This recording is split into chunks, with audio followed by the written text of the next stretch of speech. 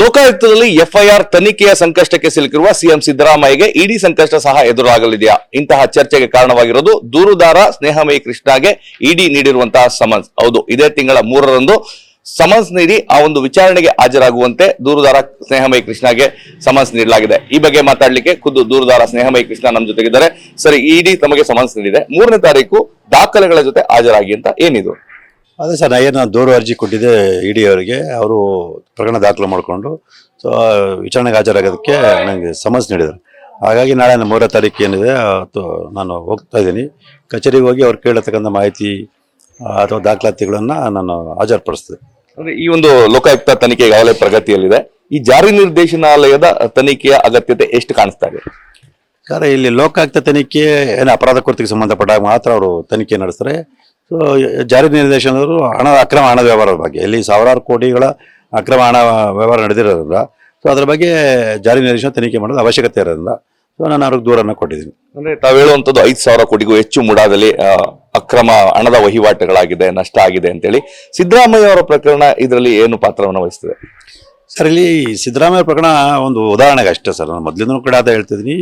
So ಕೇವಲ ಸಿದ್ದರಾಮಯ್ಯ ಕುಟುಂಬ ವಿರುದ್ಧವನ್ನು ಹೋರಾಟ ಮಾಡ್ತದಲ್ಲ, ಆ ಪ್ರಕರಣ ಉದಾಹರಣೆಗೆ ಇಟ್ಕೊಂಡು ಮೈಸೂರು ನಗರಾಭಿವೃದ್ಧಿ ಪ್ರಾಧಿಕಾರ ನಡೀತಕ್ಕಂಥ ಎಲ್ಲ ಅಕ್ರಮ ವ್ಯವಹಾರಗಳ ಬಗ್ಗೆ ಸಮಗ್ರ ತನಿಖೆ ನಡೆಸಬೇಕು ಅನ್ನೋದು ನನ್ನ ಉದ್ದೇಶ. ಹಾಗಾಗಿ ಇಲ್ಲೂ ಕೂಡ ನಾವು ಏನು ಮೊದಲು ಖಾಸಗಿ ದಾಖಲೆ ಮಾಡಿದೆ, ಅಲ್ಲೂ ಕೂಡ ಸಿದ್ದರಾಮಯ್ಯ ಪ್ರಕರಣ ಉದಾಹರಣೆಗೆ ಇಟ್ಟರು ಮೈಸೂರಲ್ಲಿ ನಗರಾಭಿವೃದ್ಧಿ ಪ್ರಾಧಿಕಾರ ನಡೆದ ಎಲ್ಲ ಅಕ್ರಮಗಳ ಬಗ್ಗೆ ಸಮಗ್ರ ತನಿಖೆ ನಡೆಸಬೇಕಂದ್ರೆ ಅಲ್ಲೂ ಮನವಿ ಮಾಡ್ಕೊಂಡಿದ್ವಿ.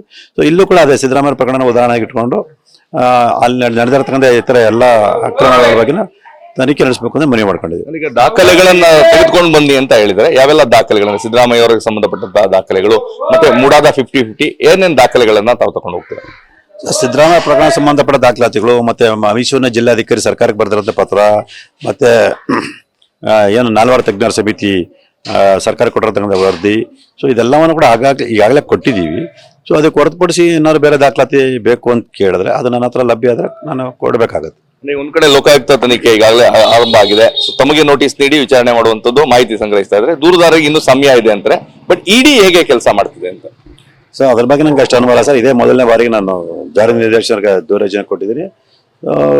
ನಾಳೆ ಹೋದಾಗ ಗೊತ್ತಾಗುತ್ತೆ ಅವ್ರು ಏನು ಮಾಹಿತಿ ಕೇಳ್ತಾರೆ, ಮುಂದಕ್ಕೆ ಏನು ಪ್ರಕ್ರಿಯೆ ಮಾಡೋದ್ರ ಬಗ್ಗೆ ನೋಡ್ಬೇಕಾಗುತ್ತೆ. ಯಾಕಂದ್ರೆ ನಾವು ಹೇಳ್ತಾ ಇದ್ದಂತೂ ಲೋಕಾಯುಕ್ತ ಸಂಸ್ಥೆ ರಾಜ್ಯ ಸಂಸ್ಥೆ ಅಧೀನದಲ್ಲಿ ಒಳಪಟ್ಟಿದೆ ಅಂತೇಳಿ. ಈಗ ಜಾರಿ ನಿರ್ದೇಶನಾಲಯ ಆ ರೀತಿ ಇರೋದಿಲ್ಲ, ಅಂದ್ರೆ ರಾಜ್ಯದ ವ್ಯಾಪ್ತಿಯನ್ನ ಮೀರಿರುವಂತದ್ದು. ಹೌದು ಸರ್, ಈಗ ಅಕ್ರಮ ಹಣದ ವ್ಯವಹಾರಕ್ಕೆ ಸಂಬಂಧಪಟ್ಟಾಗೆ ತನಿಖೆ ನಡೆಸುವಂತ ಒಂದು ಅಧಿಕಾರ ಇರುತ್ತದು ಜಾರಿ ನಿರ್ದೇಶನವರಿಗೆ. ಹಾಗಾಗಿ ನಾನು ಅವರಿಗೆ ದೂರರ್ಜನೆ ಕೊಟ್ಟಿದ್ದೀನಿ. ಲೋಕಾಯುಕ್ತಕ್ಕಿಂತ ಹೆಚ್ಚು ಪಾರದರ್ಶಕತೆ ಆಗ್ಬೋದು ಅಂತ ಅಲ್ಲ, ಅದು ನೋಡ್ಬೇಕು ಸರ್. ಅವ್ರು ಏನು ವರದಿ ಕೊಡ್ತಾರೆ ಅವ್ರ ಮೇಲೆ ನೋಡ್ಬೇಕಾಗುತ್ತೆ. ಯಾಕಂದ್ರೆ ದಸರಾ ಉದ್ಘಾಟನೆ ಸಹ ಆಗ್ತಾ ಇದೆ. ಒಂದ್ ಕಡೆ ಲೋಕಾಯುಕ್ತದ ತನಿಖೆಯ ಬಿಸಿ, ಮತ್ತೊಂದು ಕಡೆ ಜಾರಿ ನಿರ್ದೇಶನಾಲಯ ಸಹ ಇದ್ರ ಬಗ್ಗೆ ಮಾಹಿತಿ ಕೇಳೋದು. ಸಿದ್ದರಾಮಯ್ಯ ಅವರಿಗೆ ಯಾವ ರೀತಿ ಆಗ್ಬೋದು? ಯಾಕಂದ್ರೆ ದಸರಾ ಮುಂದೆನೆ ಅದನ್ನ ನೋಡ್ಬೇಕು ಸರ್. ಅವ್ರ ಮನಸ್ಥಿತಿ, ಅವ್ರ ಹೋರಾಟ ಮನೋಭಾವ ಹೇಗಿದೆ ನನಗೆ ಗೊತ್ತಿಲ್ಲ. ನನ್ನ ಪ್ರಯತ್ನ ನಾನು ಮಾಡ್ತಾ ಇದ್ದೀನಿ. ಅವರು ಯಾವ ರೀತಿ ಪ್ರಯತ್ನ ಪಡ್ತಾರೆ ಅನ್ನೋದು ಕಾದು ನೋಡ್ಬೇಕು. ಅಲ್ಲ, ಭಾಗವಹಿಸಬಾರ್ದು ಅಂತ ನಾಳೆ ಮನವಿಯನ್ನು ಮಾಡ್ಕೊಂಡಿದ್ದೀನಿ. ಮತ್ತೆ ಜಿಲ್ಲಾಧಿಕಾರಿಗಳು ಕೂಡ ನಾನು ಲಿಖಿತ ಮನವಿ ಪತ್ರ ಕೊಟ್ಟು ಈ ವಿಚಾರ ಅವ್ರ ಮನೆಯವರಿಕೆ ಮಾಡ್ಕೊಳ್ಳೋಣ. ಅಂದ್ರೆ ಮೈಸೂರು ದಸರಾಗೆ 400 ವರ್ಷಗಳಿಂದ ಹೆಚ್ಚಿನ ಇತಿಹಾಸ ಇರೋದ್ರಿಂದ ಮತ್ತೆ ಅದರದೇ ಆದ ಪಾವಿತ್ರ್ಯತೆ ಇರೋದ್ರಿಂದ ಒಬ್ಬ ವಿಚಾರಣೆಗೆ ಒಳಪಡಂತ ಆರೋಪಿ ಅದ್ರಲ್ಲಿ ಭಾಗವಹಿಸೋದು ಸೂಕ್ತ ಅಲ್ಲ. ಹಾಗಾಗಿ ಅವ್ರಿಗೆ ಮನವರಿಕೆ ಮಾಡಿಕೊಟ್ಟು ಭಾಗವಹಿಸಿದ ರೀತಿಯಲ್ಲಿ ತಡಿಬೇಕು ಅಂತೇಳಿ ಲಿಖಿತವಾಗಿ ಮನವಿ ಮಾಡಿದ್ದೀನಿ. ಸೊ ಏನ್ ಮಾಡ್ತಾನೆ ನಾವು ಕಾದು ನೋಡ್ಬೇಕು.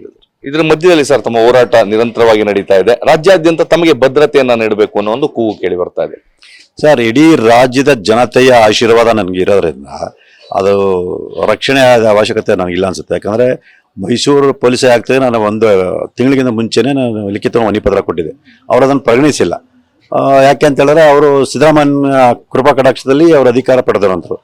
ನನಗೆ ಬಂದ ಮಾಹಿತಿ ಪ್ರಕಾರ ಪ್ರತಿದಿನ ಅವರು ನನ್ನ ಕಾಲ್ ಡೀಟೇಲ್ಸ್, ಟವರ್ ಲೊಕೇಶನ್ ತೆಗೆದು ನಾನು ಎಲ್ಲಿ ಯಾರನ್ನ ಸಂಪರ್ಕ ಮಾಡ್ತಾ ಇದೀನಿ, ಯಾರನ್ನ ಭೇಟಿ ಮಾಡ್ತೀನಿ ಅಂತ ಇಂಥ ಮಾಹಿತಿಗಳನ್ನ ಸಿದ್ದರಾಮಯ್ಯ ಕೊಡ್ತಿರೋಂಥ ಅಧಿಕಾರಿ ನನಗೆ ರಕ್ಷಣೆ ಕೊಡ್ತಿರೋದ್ರಿಂದ ನಂಬಿದ್ರೆ ಅದು ಹಾಸ್ಯಾಸ್ಪದ ಆಗುತ್ತೆ.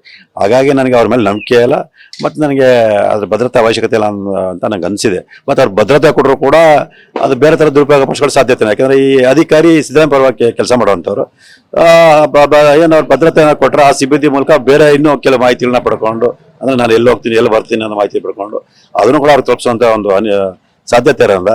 ಸೊ ನನಗೆ ಸದ್ಯಕ್ಕೆ ಭದ್ರತೆ ಬೇಡ ಅಂತ ಹೇಳಿದ್ದೀನಿ.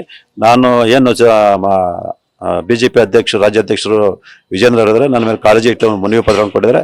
ಅವರಿಗೆ ನಾನು ಈ ಮೂಲಕ ಧನ್ಯವಾದ ಅರ್ಪಿಸ್ತೀನಿ. ಈಗ ತಮಗೆ ಭದ್ರತೆ ಕೊಟ್ಟರು ಸಹ ಬೇಡ ಅಂತ ಇದ್ದೀರಾ?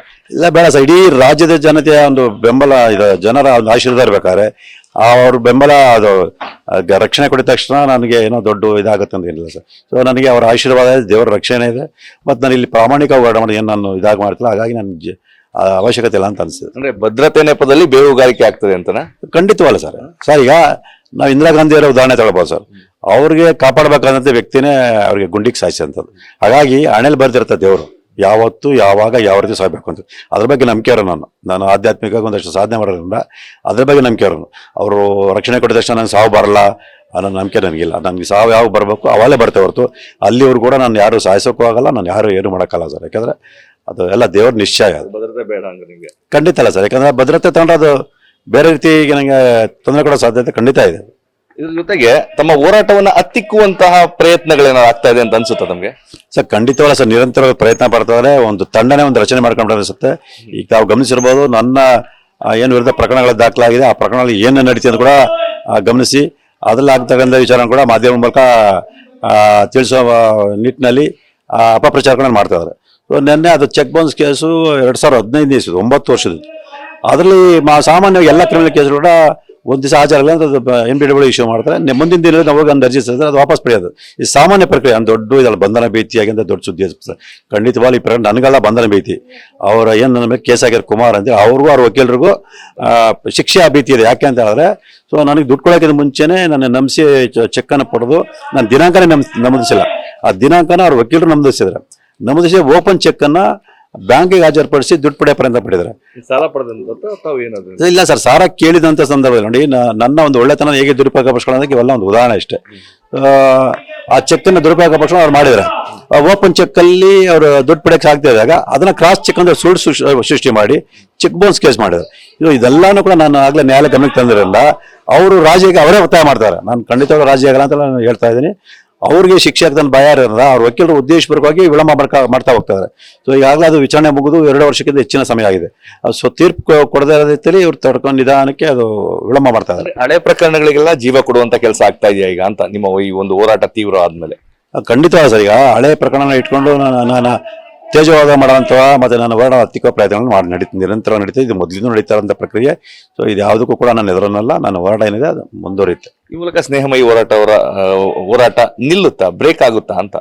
ಖಂಡಿತವಾಗಲ್ಲ ಸರ್. ನನ್ನ ಜೀವ ಈ ದೇಹದಲ್ಲಿ ಇರೋರು ಕೂಡ ನಾನು ಯಾವುದೇ ರೀತಿ ಹೋರಾಟವನ್ನು ನಿಲ್ಲಿಸಲ್ಲ. ಈಗಾಗಲೇ 2015 ಇಸ್ವಿಯಿಂದ ಪೊಲೀಸರು ನನ್ನ ಹೋರಾಟ ನಿಲ್ಲಿಸೋ ನಿಟ್ಟಲ್ಲಿ ಹಲವಾರು ಪ್ರಯತ್ನಗಳು ಮಾಡಿದ್ರು. ನನ್ನ ಜೈಲಿಗೆ ಹಾಕಿದ್ರು, ಜೈಲಲ್ಲೇ ಬಂದು ಎಚ್ಚರಿಕೆ ಕೂಡ ಕೊಟ್ಟರು. ನೀನು ಮುಚ್ಚಲಿಕ್ಕೆ ಬರ್ಕೊಳ್ಳ ಅಂದ್ರೆ ನಾವು ಆ ಥರ ಮಾಡ್ತೀವಿ, ಈ ಥರ ಮಾಡಿದ್ರೆ ನಾನು ಎದುರಲಿಲ್ಲ. ನಾನು ಜೈಲಲ್ಲಿ ಎತ್ಕೊಂಡು ಹೋರಾಟ ಮಾಡ್ತೀನಿ ಅಂತ ಹೇಳಿದೆ.